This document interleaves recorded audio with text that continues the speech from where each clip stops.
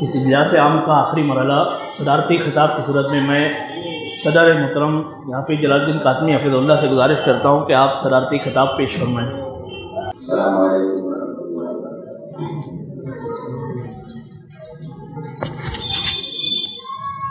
بسم اللہ الرحمن الرحیم۔ علامہ فقیہ راشدی رحمہ اللہ بہت بڑے محدث گزرے ہیں، اور علماء جانتے ہیں کہ ان کی حدیث کی تحقیق علامہ البانی کے تحقیق کی طرح ہوتی تھی۔ حدیث پر بڑی گہری نظر،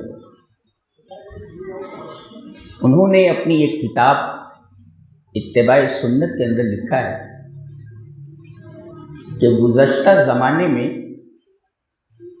بنیوں میں سے کوئی بنیا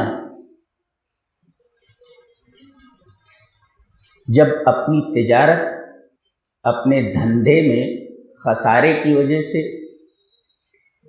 دیوالیہ ہو جاتا تھا تو وہ دن کے اجالے میں اپنے گھر پر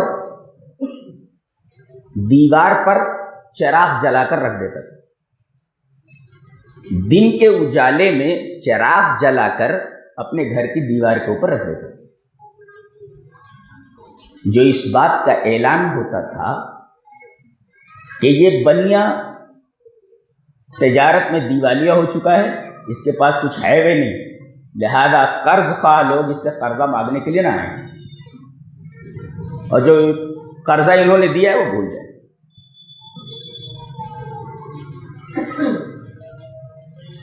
علامہ راشدی فرماتے ہیں کہ اسی طرح اگر کسی شخص کو دیکھو کہ وہ قرآن و سنت کے علاوہ کسی امام، کسی پیر اور کسی فقیر کی بات کو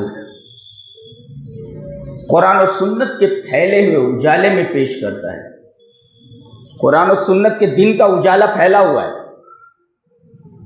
اس میں کیا کرتا ہے کہ قرآن و سنت کے دن کے اجالے میں یہ کسی پیر، کسی امام، کسی بزرگ کے قول فعل کا چراغ پیش کرتا ہے، تو یہ کہا جائے گا کہ یہ شخص اسلام سے دیوالیہ ہو چکا ہے۔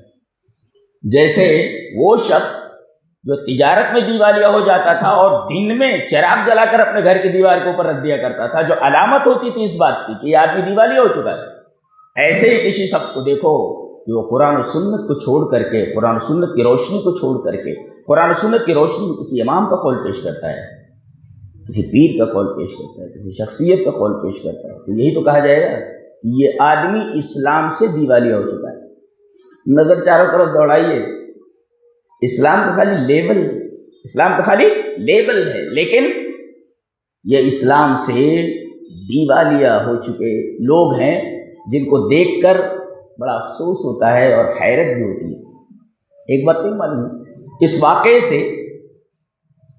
ایک نقطہ یہ بھی متفرق کر سکتے ہیں کہ اگر دن کا اجالا پھیلا ہوا ہو اور کوئی آدمی چراغ لے کر کے دن کے اجالے میں کوئی چیز ڈھونڈنے لگے تو اس کا مطلب یہ ہوتا ہے کہ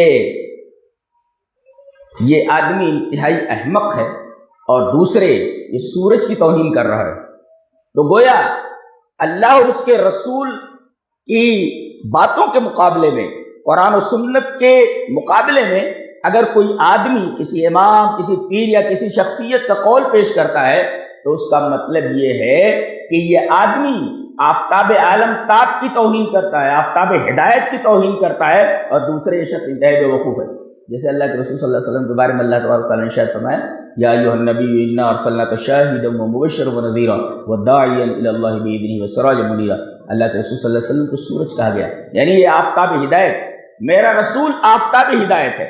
اب سورج نکلا ہوا ہو اور کوئی آدمی چراغ لے کر کے کوئی چیز ڈھونڈ رہا ہو تو دو باتیں آتی ہیں سامنے، ایک تو یہ کہ وہ آفتاب عالم تاب کی توہین کر رہا ہے، اور دوسرے دنیا کا سب سے بڑا بے وقوف ہے کہ سورج نکلا ہوا ہے، اجالا پھیلا ہوا ہے، اور یہ آدمی چراغ جلا کر کے کوئی چیز ڈھونڈ رہا ہو۔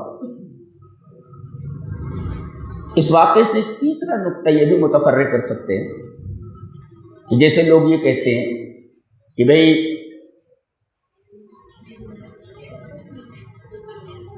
کسی آفیسر کے پاس جانا ہو تو وسیلے کی ضرورت پڑتی ہے، کوئی نہ کوئی بیچ میں ہونا چاہیے. ایسے ہی اللہ تک پہنچنا ہو تو کسی پیر کا، کسی فقیر کا، کسی ولی کا وسیلہ ضروری ہے.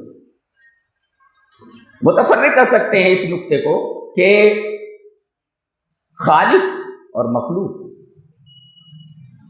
دونوں میں بہت فرق ہوتا ہے. جیسے بلا تشبیہ دیا، چراغ اور آفتاب. جیسے چراغ کو آفتاب کے اوپر قیاس نہیں کیا جا سکتا، کہاں آفتاب اور کہاں چراغ، تو چراغ کو آفتاب کے اوپر قیاس نہیں کیا جا سکتا. ایسے خالق کو مخلوق کے اوپر قیاس نہیں کیا جا سکتا. خالق خالق ہے، مخلوق مخلوق ہے. مخلوق کی ذات الگ ہے، مخلوق کی صفات الگ ہے. خالق کی ذات الگ ہے، خالق کی صفات الگ ہے. ارے جب چراغ کو سورج پر قیاس نہیں کیا جا سکتا تو خالق کو مخلوق کے اوپر قیاس کیسے کیا جا سکتا ہے کہ بھئی آفیسر تک پہنچنے کے لیے کسی آدمی کا بیچ میں وسیلہ ضروری ہے، ایسے اللہ تک پہنچنے کے لیے پیر فقیر کا وسیلہ ضروری ہے. یہ تیسرا نقطہ بھی متفرق کیا جا سکتا ہے. تو علامہ کی یہ بات مجھے بڑی پسند آئی کہ اگر یہ دیکھو کہ کوئی آدمی قرآن و سنت کے مقابلے میں کسی اور کا قول پیش کر رہا ہے تو اس کی مثال اس بنی کسی ہے جس کا دیوالیہ ہو چکا ہے، اور یہ آدمی جو قرآن و سنت کے مقابلے میں کسی اور کا قول پیش کرنے کی کوشش کر رہا ہے در حقیقت یہ اسلام سے دیوالیہ ہو چکا ہے. اللہ تبارک و تعالی ہمارے حال پر رحم فرمائے اور ہمیں نیک عمل اور اچھی سمجھ کی توفیق عطا فرمائے. وآخر دعوانا الحمدللہ رب العالمین.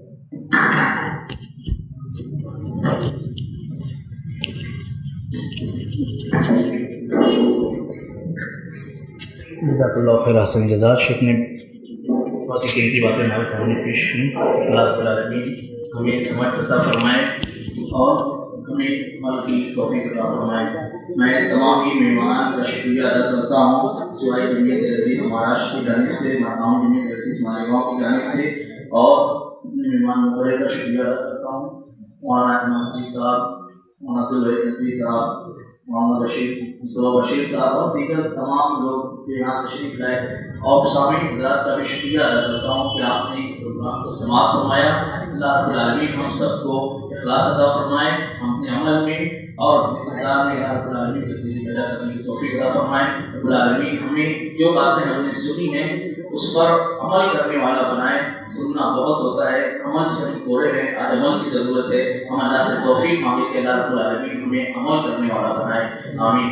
سبحانک اللہم و بحمدک، اشہد ان لا الہ الا انت، استغفرک و اتوب الیک.